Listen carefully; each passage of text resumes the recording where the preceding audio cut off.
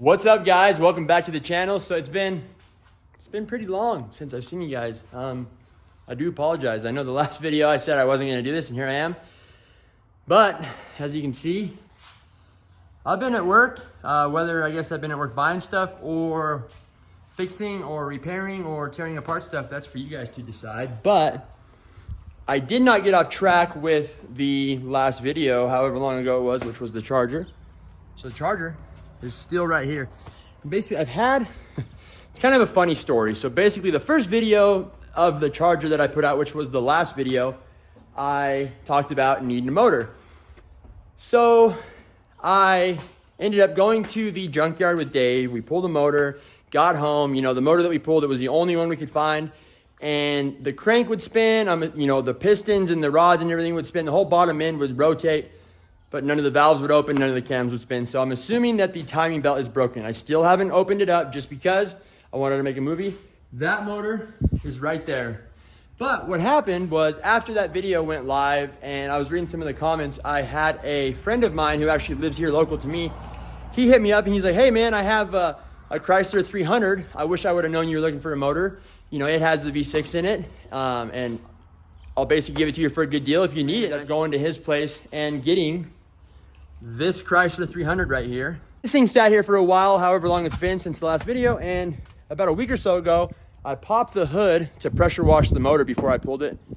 And well, as you guys can remember, I'm sure, the the Charger has a 3.5 V6. Well, what does that say? 2.7.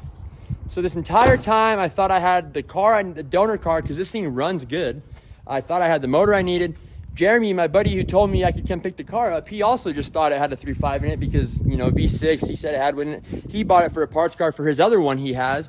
And I think he just kind of assumed it was a 3.5. I just assumed that he knew it was or wasn't and thought it was. So I got the car and 2.7. So now I have another parts car at the house that my wife's not too pumped about, but we'll make some money on that. And also it comes with those honestly pretty nice 24s. The tires are pretty nice. The wheels aren't bad. Some curb rash and clean some of that up. But anyways, we're actually finally going to get started on this Dodge Charger, and we're gonna get the motor in it after all this time, or a motor I should say. So now my plan is being that one had the 2.7 and not the 3.5. I still have the motor from the junkyard that Dave and I went and got. So we're gonna take that motor and this motor and make a good one out of the two is the plan. But before we do that, we got to do the important things first. And the important things are aesthetics, of course. So this Charger, nice and clean, factory wheels, 90,000 miles. This thing, no title. Now it's kind of useless to me. The motor's the wrong size, but it has these 24s again. So most important thing, before you can drive a car or put a motor in it when it needs one, is you have to have 24s on it. So I found this guy. He doesn't really want to be on camera, but found Blake. That's Blake right there. And he is going to help me put those 24s on this Charger, because who doesn't love, want, or need a Dodge Charger with 24s? So we're going to get on the time lapse and get those 24s on this Charger and see if we can get this thing running at some point in the next year.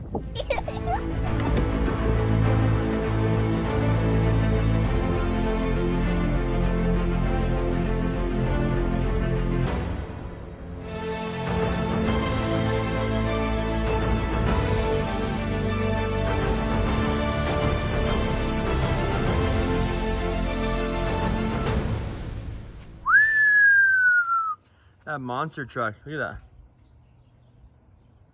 Oh my goodness. Well, we got the 24s on the Charger. Doesn't really matter that it doesn't run, you can't drive it. That doesn't really matter too much. It just sits here and looks pretty.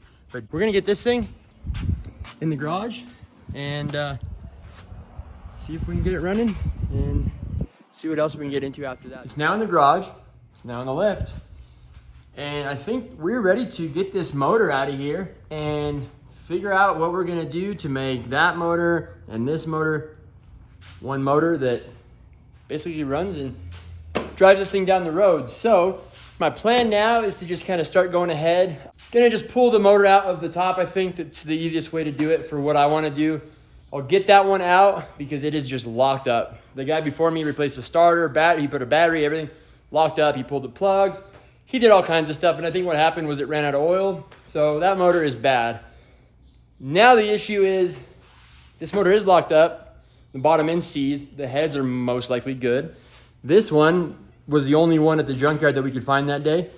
Crank turns free, but the cams do not turn with the crank. So these heads, or these valves in these heads, are most likely bent.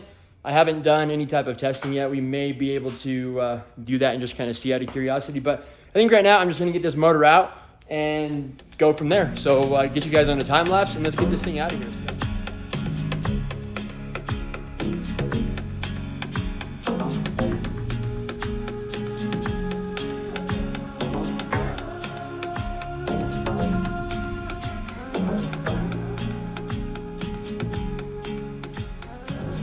Down there underneath the car, getting ready to pull the torque converter bolts off of the flex plate. And then I thought to myself, oh, well, this motor is locked up. It doesn't turn over, so it's pretty good. I love dealing with stuff like this because every time I do it, it's just a shit show and it's a mess. But I do think that, if you look here, it's kind of hard to tell in video, especially wide angle. But I may have to pull the fans. In worst case scenario, I can just basically pull this whole upper radiator support back or out, or if I need to. But I think that I should have enough room to slide the motor forward with the torque converter on the flex plate, as that is kind of my only option right now. So hopefully I can do that and make that work, but we're gonna get back to the time lapse and see how fast we can get this thing out of here.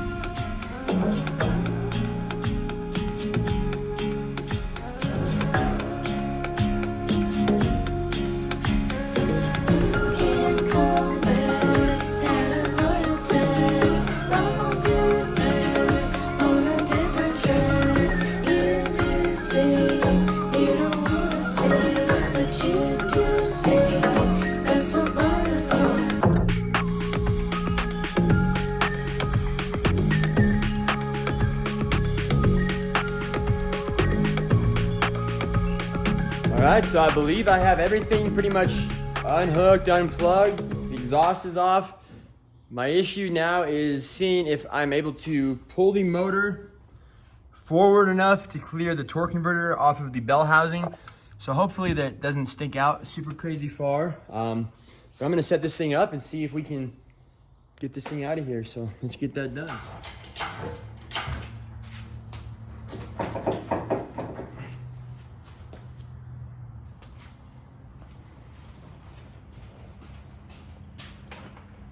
Buddy, we're doing it.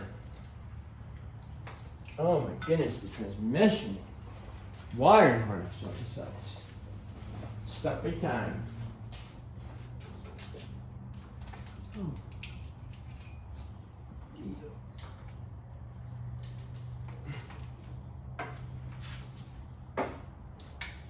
Okay.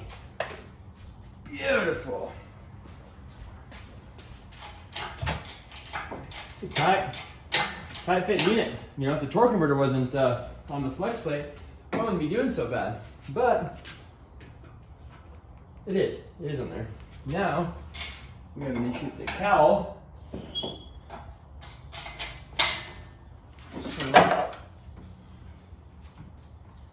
So, silly jar. Shit.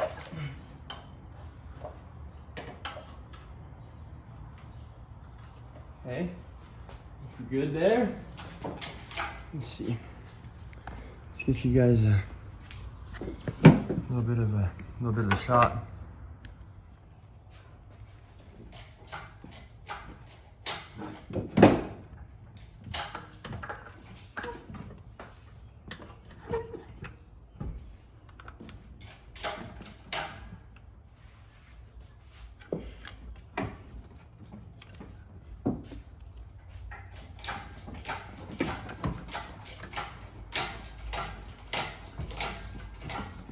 Got her, boys.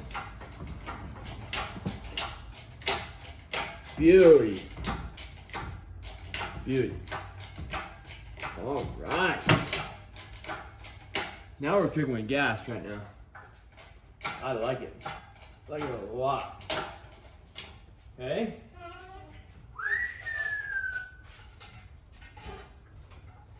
All right, so guys, we have the 24s on the Charger, looking sick.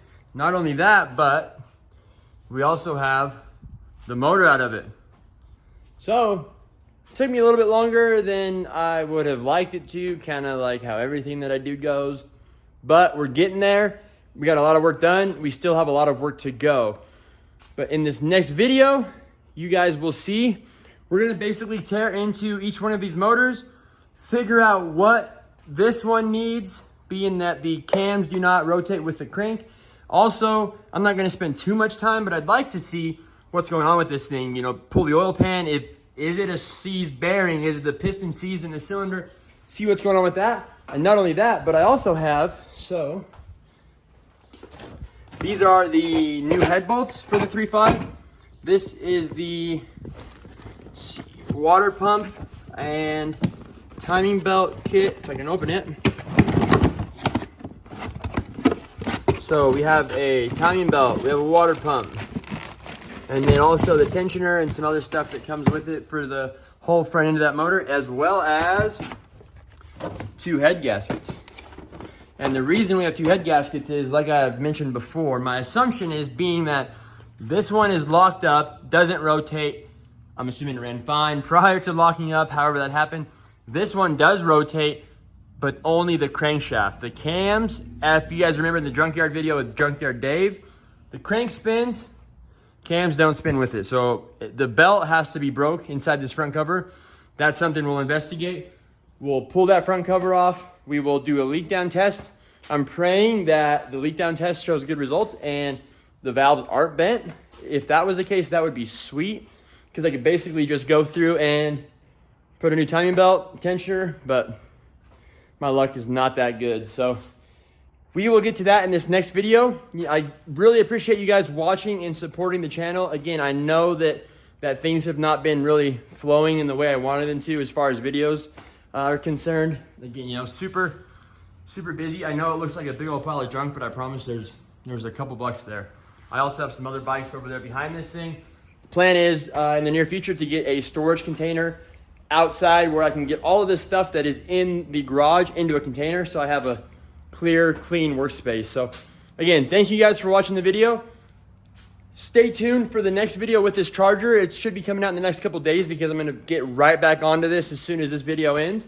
And hit that notification bell, subscribe to the channel. It really helps me out. I really appreciate it. And we will see you guys in the next one. Take care.